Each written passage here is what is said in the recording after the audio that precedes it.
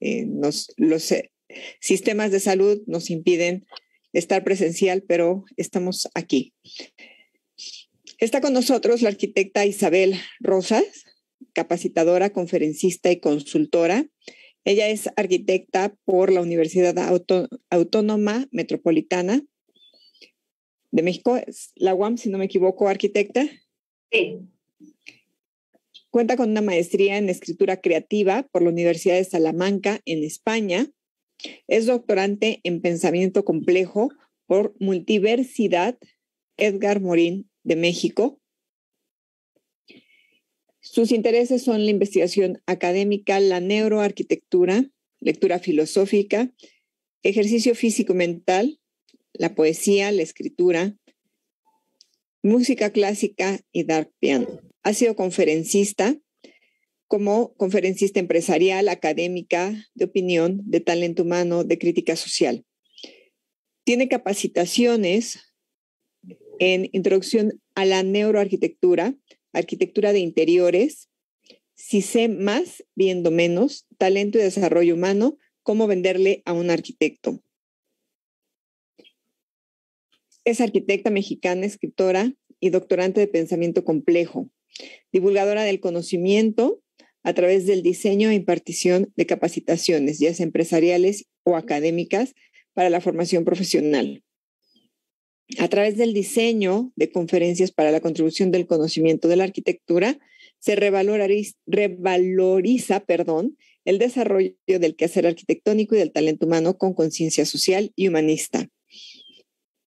Su experiencia laboral es directora y creadora de proyectos empresariales y académicos. Diseñó durante más de 3 años la gestión municipal de su ciudad, Arquitectura Efímera. Grandes escenarios que contribuyen a la identidad social de los habitantes. 5 generaciones dirigió el programa de capacitación formativo y empresarial más importante del estado de Quintana Roo, en el diplomado de ecointeriorismo habitacional. Diseña y organiza eventos para presencia y activación de marcas multidisciplinarias que contribuyan a la divulgación del conocimiento. Actualmente organiza y dirige durante la pandemia los foros conversatorios y programas de divulgación de varios temas que afectan el presente. Y dirige el programa de entrevistas Ironías, platicando con Isabel Rosas, otra manera de hablar de arquitectura, desde una postura abierta en la que se invita a personalidades para hablar del espacio arquitectónico, alejado de la estética y de la función, para poner en la mesa la razón de la arquitectura, que es el habitante. Arquitecta, muchas gracias, por favor. Agradecemos la presencia de todos los que nos acompañan. Por favor, siéntase en libertad de tomar usted la tarde, la ponencia. La pantalla está liberada para usted. Gracias, arquitecta. Muy amable. Nada más un detalle para corregir de la semblanza. Es por favor. Capacitación de las que impacto es si sé más, vendo más. Okay, es que gracias. Vendo menos, dije, no, es vendo más. Gracias. Solo eso, perdón. Bueno, voy a compartir la pantalla.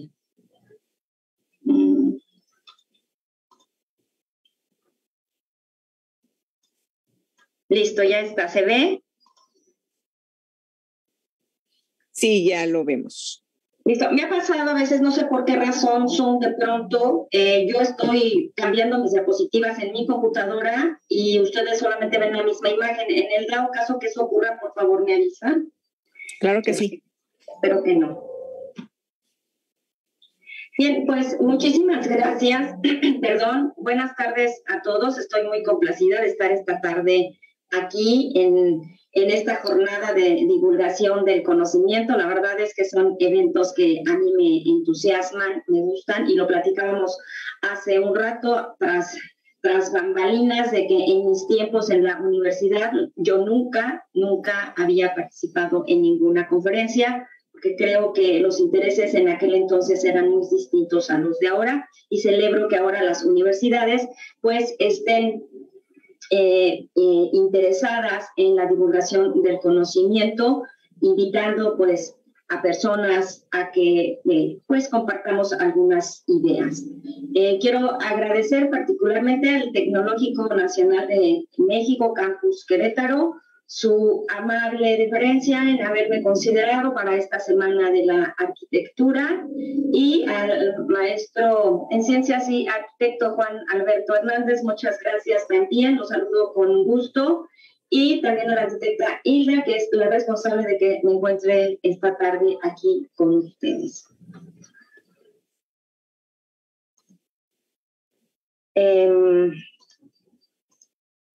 Espérenme tantito.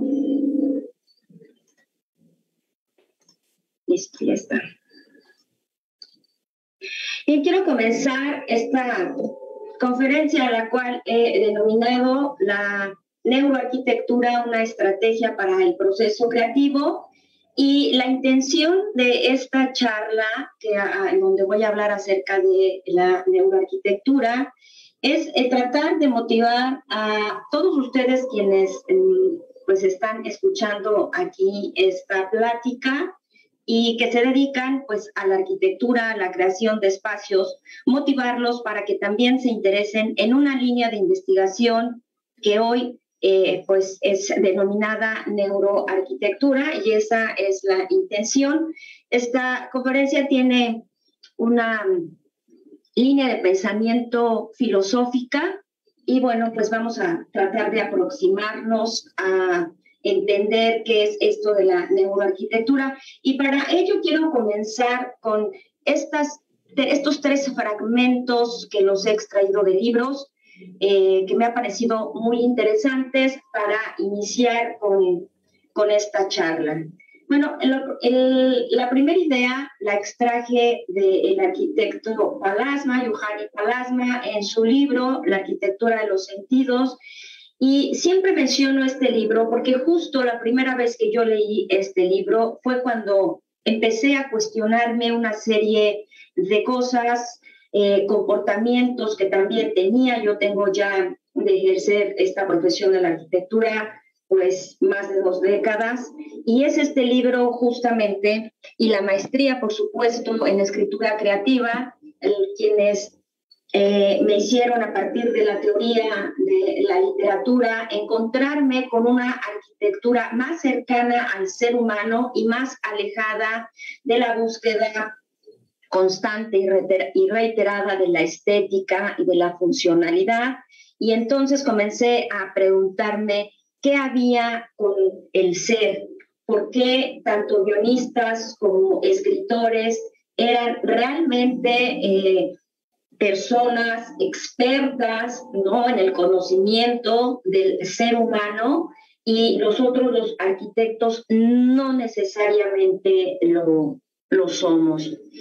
Entonces, cuando yo leo a Juhani Pallasmaa, y que en este libro, por cierto, también cita mucho de ello, y también él afirma esto que yo les digo acerca de cómo el cineasta, el escritor, el dramaturgo, pues son personas realmente expertas en desarrollar al personaje, al ser humano, dentro de una circunstancia, dentro de una realidad, al punto de que esa verosimilitud que hay dentro de la ficción es pues muy cercana a nuestras realidades y a nuestras circunstancias diarias. Entonces, Juhani Pallasmaa nos dice, la arquitectura siempre trata sobre la vida. Y creo que como arquitectos es algo que de pronto se nos olvida, o si no se nos olvida, lo dejamos como debajo de las aguas. Y la arquitectura, cuando nos dice Juhani Pallasmaa que siempre trata sobre la vida, es porque el objeto arquitectónico es, el objetivo del objeto arquitectónico es guarecer al ser humano, pero guarecerlo vivo. Y bueno, más adelante vamos un poco a entrar en el detalle de esta idea. Después, Antonio Damasio, que es un neurocientífico contemporáneo, vivo, de nuestra época, y con grandes publicaciones de libros acerca del conocimiento del cerebro. Él nos dice en su libro, y el cerebro creó al hombre. Miren qué interesante título de Antonio Damasio. cómo pudo el cerebro generar emociones, sentimientos, ideas y el sentido del yo. Bien, él nos dice, sin conciencia, es decir, sin una mente dotada de subjetividad, no tendríamos modo de conocer que existimos y mucho menos sabríamos quiénes somos y qué pensamos. Y esto es porque también la racionalidad que nos envuelve, es decir, el que somos o sabedores de nuestra inteligencia, de nuestro poder de raciocinio, hace que haya una tendencia a siempre querer ver y analizar cualquier circunstancia objetivamente. Es decir, a partir del objeto, pero no subjetivamente. Y es en la subjetividad justo donde se encuentra ese sentido del yo, esa razón de nuestra humanidad, esa razón de nuestra concepción como seres humanos en el mundo. Bien, y después Galileo y Leonardo da Vinci, más o menos, aquí está parafraseado, coinciden en esto que les voy a leer. Dice, solo por el camino de la investigación humana y su naturaleza orgánica, espiritual y física, se puede construir con ciencia. Pero no puede considerarse ciencia si no pasa por las matemáticas demostraciones, y estas se encuentran justo en el estudio de la naturaleza. Igual también se piensa que las matemáticas, la exactitud que tienen las matemáticas, el ser una ciencia exacta, una ciencia pragmática, eso puede llevarnos a pensar que está fuera de ello la subjetividad. Y sin embargo, a lo largo del conocimiento de las matemáticas, los filósofos que fueron los grandes matemáticos se encontraron y nunca excluyeron a la naturaleza, se encontraron con ella, no la excluyeron y saben que el conocimiento de la exactitud de las matemáticas, que tiene que ver, por cierto, con el tiempo y con el espacio, pues es un conocimiento que debe de ser más a posteriori que a priori. Es decir, pensar siempre que todo inicio de conocimiento surge de la experiencia y después de la experiencia es que comienza pues realmente la ciencia. Bien, pues la neuroarquitectura, no, me voy a regresar. Si se dan cuenta ustedes, aquí digamos que resalté tres conceptos importantes: vida, subjetividad y naturaleza, porque prácticamente estos tres conceptos son con los que se puede comprender de mejor forma la línea de investigación de la neuroarquitectura, porque la línea de investigación de la neuroarquitectura justo es el estudio de la vida del hombre a partir de su subjetividad y entendiendo esa subjetividad a través de su naturaleza, es decir, a través, en principio, del ser como organismo y después como mente. Por tanto, la neuroarquitectura no pretende ser una disciplina, tampoco pretende ser una competencia de la arquitectura. Al contrario, la neuroarquitectura o la línea de investigación de la neuroarquitectura nos enseña a entender la arquitectura desde la misma arquitectura. Solo que nos indica desde un amplio sentido filosófico que se debe de entender este estudio de la arquitectura desde la arquitectura a partir nosotros de comprender nuestra conciencia de la conciencia. Esto significa la conciencia con C va a aludir a todos aquellos aspectos morales y éticos de nuestro quehacer arquitectónico, en donde nos vamos a encontrar con aspectos ontológicos, donde el arquitecto analiza, estudia el espacio arquitectónico desde el ser y a partir del ser, mientras que la conciencia, tener conciencia de la conciencia, significa que nosotros vamos a tener una conciencia moral y ética de nuestro propio ser, pero a nivel primero biológico, porque es a través de nuestros órganos sensoriales como nosotros conocemos el mundo. Por eso es que la conciencia se refiere al organismo, al conocimiento del organismo, cómo funciona nuestro organismo, de tal suerte que al final es transformado en un pensamiento a partir de la mente. Y esto es por el medio de la percepción, que es de donde nosotros extraemos todo aquello que eyecta el espacio arquitectónico hacia el interior de nosotros. Y entonces comienzan los niveles de conocimiento óntico, que es donde está la existencia de las cosas por sí mismas, es decir, donde nosotros nos construimos a partir de nosotros. Nosotros no podemos construir nada que no sea a partir de nosotros mismos. Por tanto, la neuroarquitectura, aquí habría que preguntarse si acaso es un término que se está queriendo poner de moda o es más bien la realidad la que nos está poniendo enfrente lo que nosotros debemos hacer para seguir sobreviviendo y evolucionando. Y es que esta cuestión de si se está queriendo poner de moda o no, pues es algo que si nosotros lo pensáramos desde ese punto de vista, pues entonces querría decir que nosotros estamos tomando poco en serio el proceso de diseño arquitectural que a quien atiende pues es al ser humano y como dice Sartre, lo que afecta a un solo hombre afecta a todos los hombres y por tanto a la humanidad entera.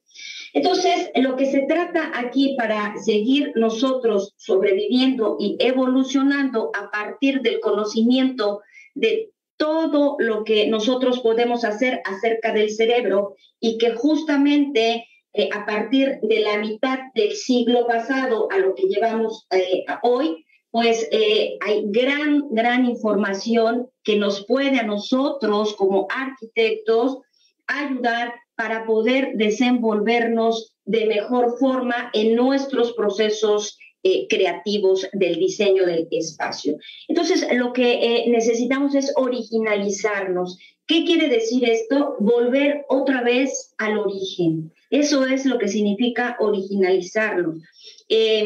Como un acto poiesístico, es decir, un acto poiesístico significa que vamos a llegar otra vez a la raíz de las causas, es decir, no solamente como generalmente lo hacemos, que vemos el iceberg arriba, vemos el problema arriba, pero omitimos todo lo que está sucediendo debajo de ese iceberg y que es donde realmente se encuentran el origen de todas las causas que hacen que ese iceberg pues emerja. Entonces hay una emergencia también en este sentido.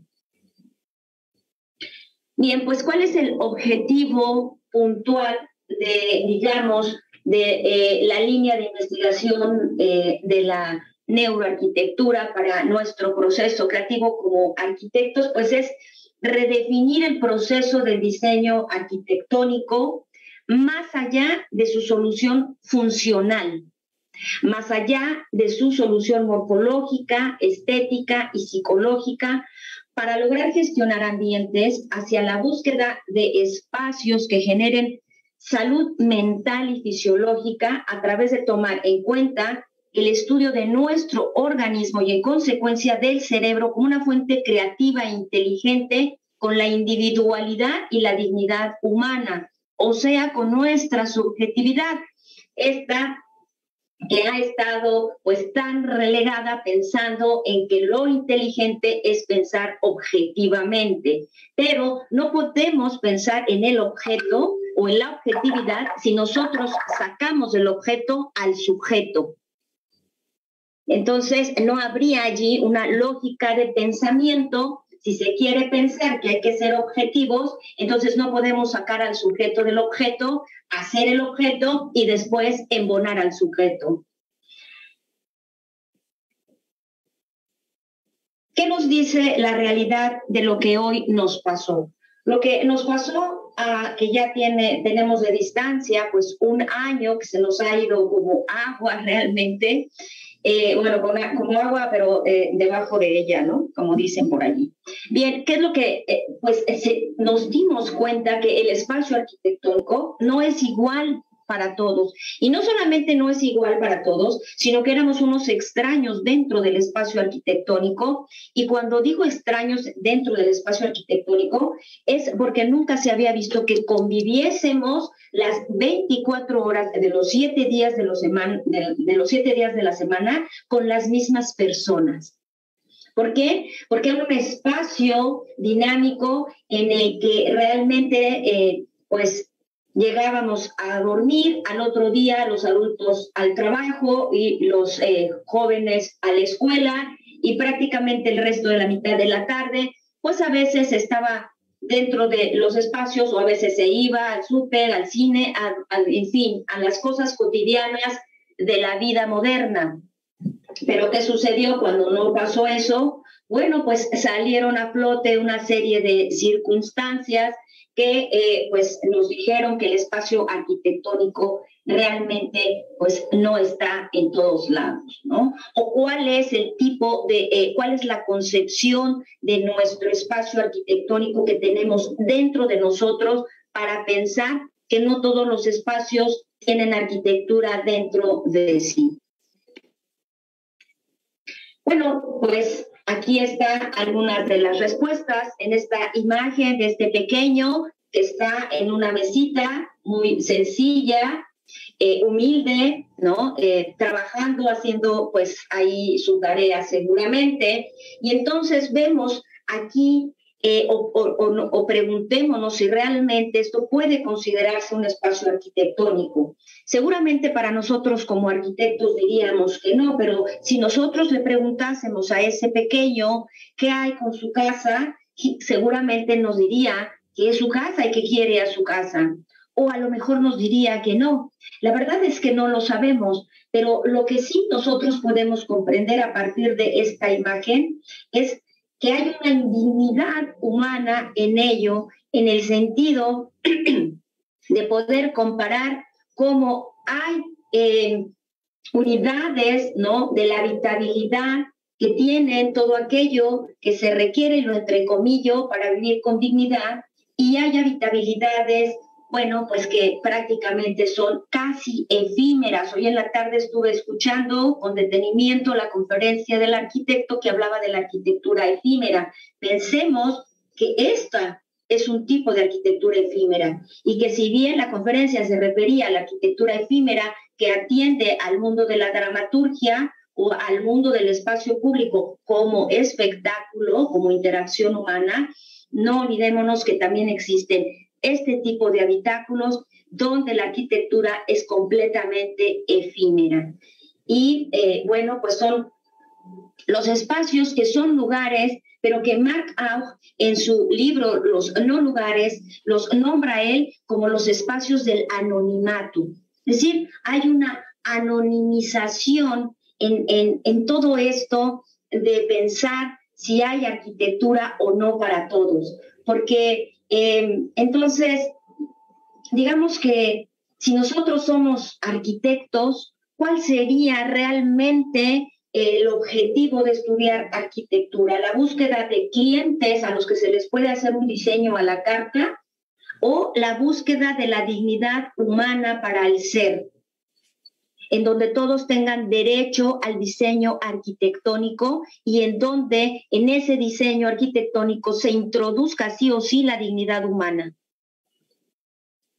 para no tener este fenómeno de la anonimización que se estudia muy a profundidad precisamente en este doctorado que actualmente hago de filosofía del pensamiento complejo, y donde créanme que cuanto más leo todos los recursos que nos dan, híjole, no sé, o sea, más me preocupa el mundo en el que estamos, que realmente es complejo y que yo ya no sé qué hacer. Y bueno, pues hoy agradezco muchísimo la oportunidad de estar aquí y que ustedes me estén escuchando para poder de alguna manera poner un granito y cambiar las conciencias y ver que esta imagen de este pequeño que está aquí estudiando, pues no sea la misma. Miren ustedes, en la imagen de la izquierda está un niño con un, digamos que con un espacio más honorable, un espacio como la OMS, la Organización, la ONU, la Organización de las Naciones Unidas, nos establece cuáles son los 7 puntos de la vivienda digna y también me da, no sé, me inquieta muchísimo cómo hay una insistencia en definir que la casa digna es una casa que necesariamente es aquella que está hecha de concreto, que tiene ventanas, que tiene un techo también de concreto, muros de tabique, que tiene agua, que tiene luz. ¿Pero realmente eso es una vivienda digna? O sea, yo creo que para poder definir una vivienda digna, lo que primero se tiene que saber y tener muy claro es la definición y el paso siguiente, el significado de lo que es la dignidad humana, para poder entonces tasar realmente cuáles son todos los tópicos que tienen que cumplirse para saber si una vivienda es digna o no. Porque yo veo en esta imagen muchísima dignidad en términos humanos con respecto a lo que está mostrando el niño allí. Es un niño, véanle el rostro, es un niño que está realmente concentrado, se ve incluso feliz aprendiendo. Cuando de pronto veía las imágenes, qué lástima que las quité de esta presentación, pero veía las imágenes de los niños que tienen esa casa digna, dictaminada así por la ONU, y veía niños dormidos en la silla. Había un niño que tenía los audífonos y prácticamente estaba en estado REM, o sea, dormido.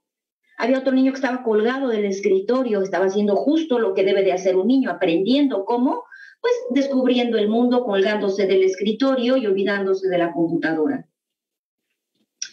Entonces, aquí con estas imágenes de estos ambientes, por cierto, escolares, ¿no? Muy diferentes quizá a lo que nosotros estamos acostumbrados en nuestros pequeños mundos, porque cada uno de nosotros tiene pues sus diferentes mundos, pero realmente acercarse a estos es difícil de pronto verlo y no sensibilizarnos, es decir, no de pronto preguntarnos qué podemos hacer, de qué manera nosotros podemos resolver esta situación para estas personas que viven en este fenómeno de la anonimización. Y entonces, quizá haría falta, pues, tener como reflexión este hecho, recordar que la arquitectura, antes que forma estética, debe de ser una arquitectura altruista, una arquitectura solidaria, una arquitectura democrática, una arquitectura singular. Y creo que cuando digo arquitectura singular, me refiero de verdad a atender la singularidad del ser humano y no solo la pluralidad, sino primero empezar por lo primero, empezar primero por la singularidad del ser y entonces esa nos va a llevar a construir la pluralidad. ¿Por qué? Porque la arquitectura nos muestra la visión del mundo tal como es. Es decir, por eso Octavio Paz decía que la arquitectura era el testigo insobornable de la historia y de verdad que lo es. Con todas estas reflexiones, les preguntaría, ¿seguimos pensando que la arquitectura es solo aquella diseñada por los arquitectos? ¿De verdad pensamos que la arquitectura solo la diseñamos nosotros? Bueno, quizá la que más aceptamos como diseño arquitectónico sea la arquitectura vernácula, porque, por ejemplo, la autoconstrucción, realmente nosotros como arquitectos podemos determinarla como una obra arquitectónica o como arquitectura, si no se le quiere anteceder el término de obra. Y si la respuesta es sí, entonces tendríamos que nosotros aceptar que la arquitectura sigue siendo tan primitiva como en sus orígenes. Porque la arquitectura en sus orígenes no atendía a la estética en ningún sentido.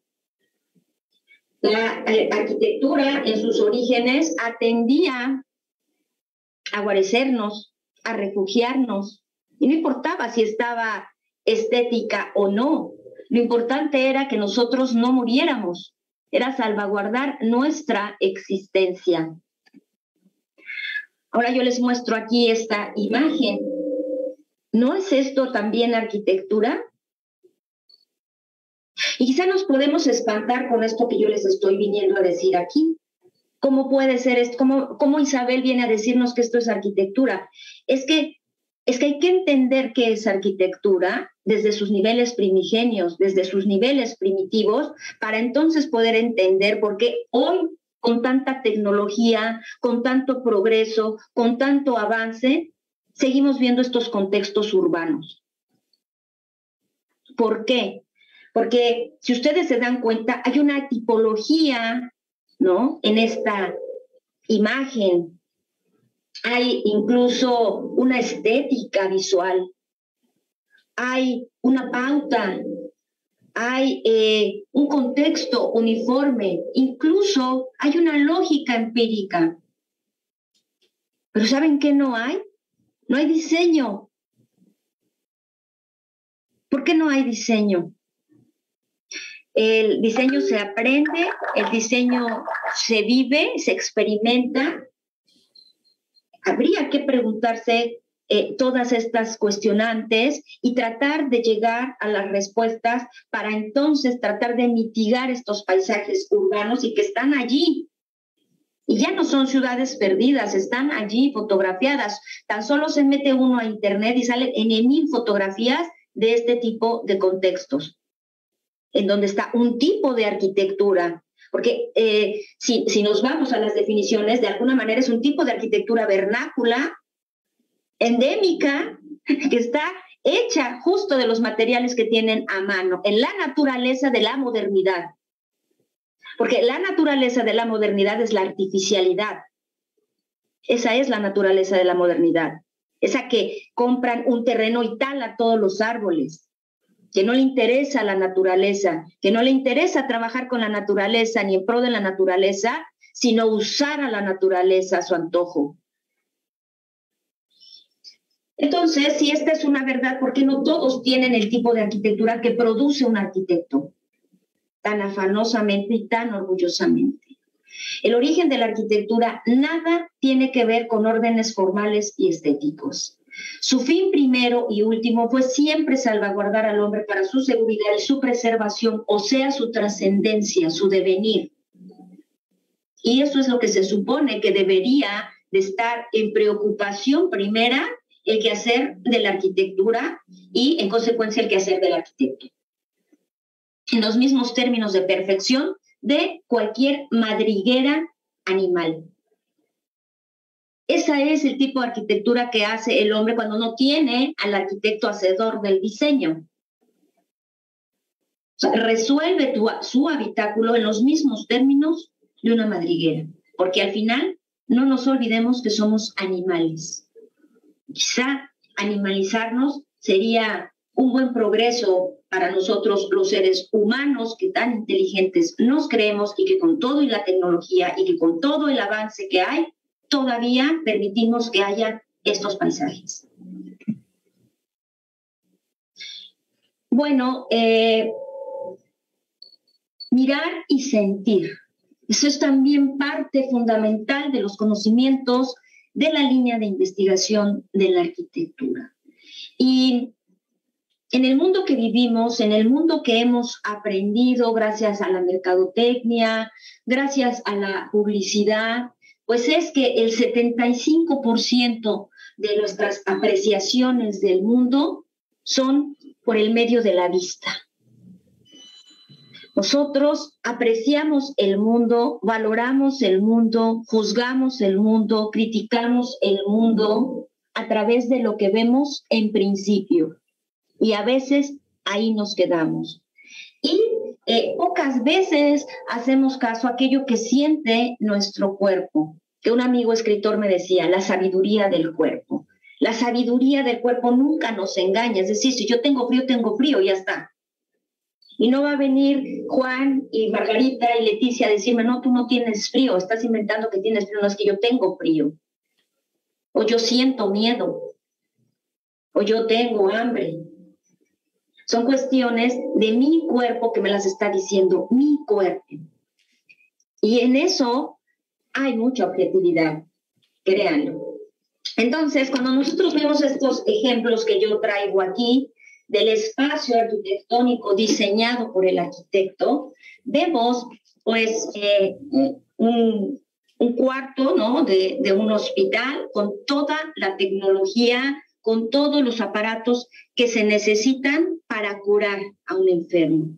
Pero aquí la pregunta es, ¿realmente estos aparatos, esta tecnología es la garantía al 100% de que va a curar a esta persona? ¿Realmente va a haber una recuperación en ello? ¿No depende también mucho de la mentalidad del ser humano, de aquello que percibe de ese entorno? Imagínense ustedes por un momento que están ustedes tendidos en esa cama enfermos. Eso es lo que ven a su alrededor. ¿Qué es el mensaje que les está dando ese espacio arquitectónico? El mensaje que les está dando es: estás enfermo. O sea, ahí está la respuesta. En el caso de la imagen inferior, en donde están estos niños tomando clases desde un nivel preescolar, vemos un salón como generalmente son todos los salones de preescolar, porque hay una terrible reiteración a la imitación. Es decir, ven un salón de preescolar lleno de cosas, y entonces el siguiente es igualito, lleno de cosas, y el siguiente es igualito, y así se repite exponencialmente. Y el aprendizaje, la enseñanza del aprendizaje debe ser lo más limpia que se pueda para que se pueda aprender eso que se está enseñando con H intermedia. Es decir, hacerlo tuyo ese aprendizaje. Y aquí, en este tipo de aula donde hay una terrible contaminación visual, una terrible contaminación en todos los sentidos de objetos, de colores, de todo, hace que el niño no tenga ese acto poesístico que tiene que tener. Porque ahí tiene tanta información que entonces hay una desorganización del aprendizaje para que se genere, de la enseñanza para que se genere el aprendizaje. En el caso de la imagen derecha, donde está este ambiente laboral, lo mismo. Estos diseños que se hicieron, que por cierto fueron la gran novedad y la gran innovación justo en la mitad del siglo pasado, por ahí un poco el cuarto de la final del siglo pasado, estos pools de trabajo, pero que a final de cuentas tampoco resuelven la parte del estrés del ser humano, que sabe que todo el tiempo está en un espacio que no le genera un estímulo que vaya más allá de pensar que todo el santo día está trabajando. Y bueno, pues en la imagen de abajo, pues es otro de los grandes engaños que la mercadotecnia y la publicidad genera para la habitabilidad del ser humano, y son los famosos showrooms. Los famosos showrooms en donde te venden casas que están elegantemente presentadas, cuyo producto vale tan solo la mitad o casi la misma cantidad de lo que se le metió en interiorismo. Créanlo. Y incluso el proceso de venta de los desarrollos habitacionales en series, que te enseñan primero el habitáculo como es, ¿no? Y después te lo llevan como puede quedar, y que nunca lo vas a tener así. Y atienden y te dicen y te ofrecen el bienestar. Y son innumerables los casos y los sucesos documentados periodísticamente que hay en torno a los desarrollos habitacionales masivos de carácter popular, en donde ocurren un montón de situaciones de orden social: delincuencia, vandalismo, prostitución, asesinato, suicidio, enfermedades. Y todo esto son respuestas cerebrales.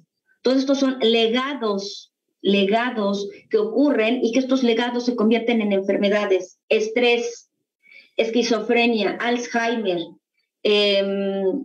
trastornos del sueño, bulimia, anorexia, todas las enfermedades psíquicas y mentales que ustedes se puedan imaginar son poderosamente, en el mayor de los casos, generadas también por el espacio arquitectónico, que no ofrece estímulos positivos precisamente para desarrollar pues las áreas cognitivas de mejor forma.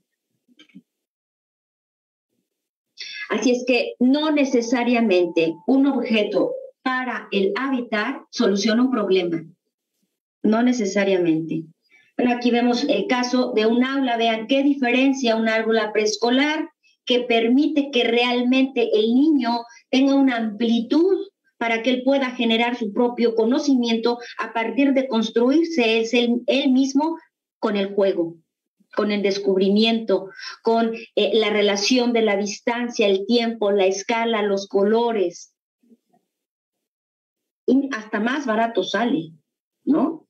Que este espacio ahí lleno de cosas. Bueno, pues en su libro, Bruno Sevi, Saber Ver Arquitectura, nos dice lo siguiente: la arquitectura bella será la arquitectura que tiene un espacio interno que nos atrae, nos eleva, nos subyuga espiritualmente. Y luego nos dice, la arquitectura fea será aquella que tiene un espacio interno que nos molesta y nos repele.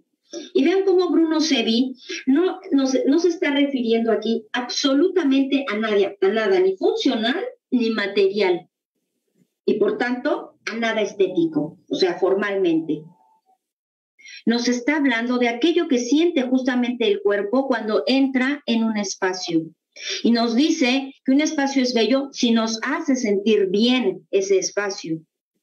Si nos atrae, nos subyuga o nos eleva, incluso como los seres humanos que somos, a diferencia de esos espacios que nos contraen. Imagínense ustedes todas estas personas que viven en todos estos desarrollos habitacionales de 2x2 y donde las familias son numerosas.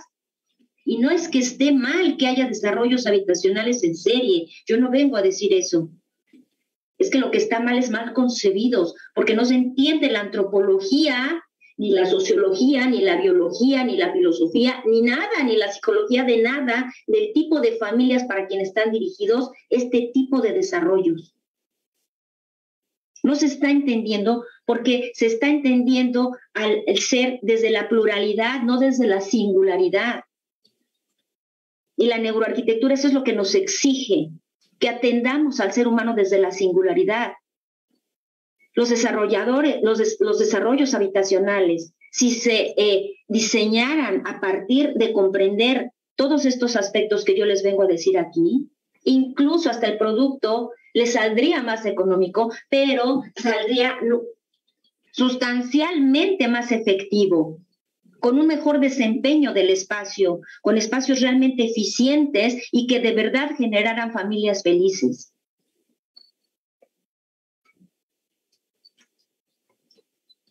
Y esto porque hay una gran diferencia entre proyectar espacios inteligentes a proyectar espacios que generen inteligencia. Son dos cosas distintas. Yo veo también ahorita con el tema de que se pueden dar las conferencias de manera virtual, innumerables conferencias de cómo generar espacios domotizados, robotizados, programados. ¿Dónde generan ahí inteligencia? Si todo lo hace un robot. Alexa, prende la luz, Alexa, prende el radio, Alexa, apaga la televisión, Alexa, no sé qué, Alexa para acá, Alexa para allá. ¿Qué hace el ser humano con eso? Entonces, proyectar espacios que generen inteligencia es estimular la memoria. La memoria es el mejor recurso que tenemos nosotros para seguir evolucionando como seres humanos.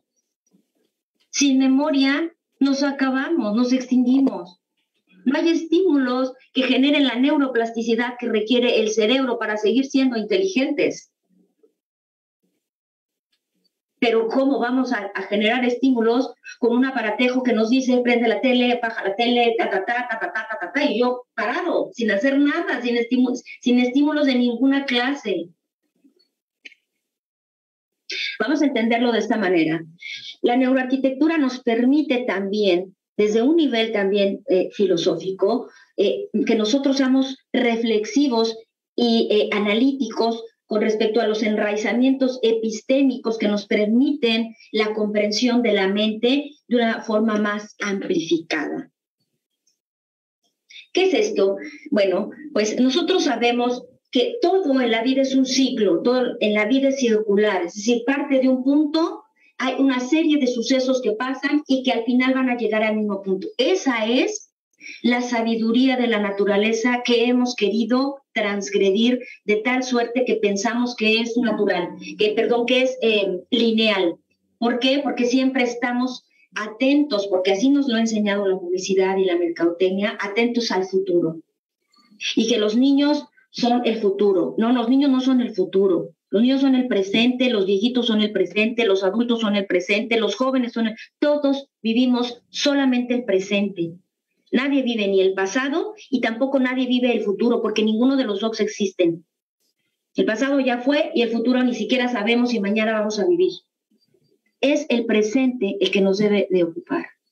Estos enraizamientos epistémicos nos permiten comprender que la vida es un ciclo y que parte de lo cerebral, es decir, parte de todas esas implicaciones neuronales y todo el funcionamiento del cerebro en relación con el espacio, y que es donde nosotros nos encontramos todos los días.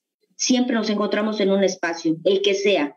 Todo espacio adquiere la vocación de hogar, porque es donde estamos seguros.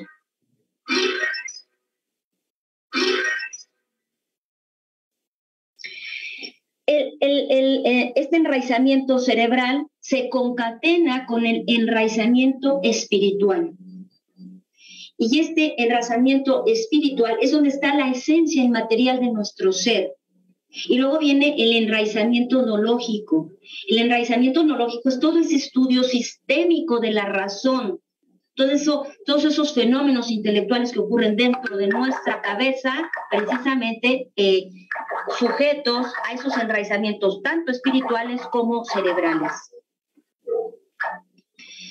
Este también se concatena y ya va de regreso en el enraizamiento histórico, en ese constructo social que genera ciudades, que genera desarrollos humanos.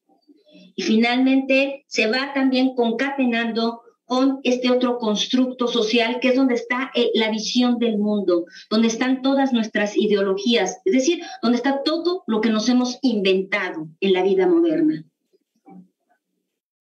Y este también se va concatenando con este otro enraizamiento, el enraizamiento cultural. Y miren ustedes aquí, en este enraizamiento cultural es donde están todas nuestras condiciones bioantropológicas. Ay, perdón, es que me está entrando una llamada y me está desconcentrando. Permítanme.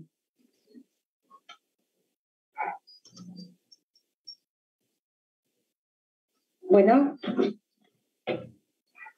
Hijo, estoy en una conferencia, por favor, arréglalo, soluciona aquí, vaya por ti. No puedo, había cambio de horario. Ahí va.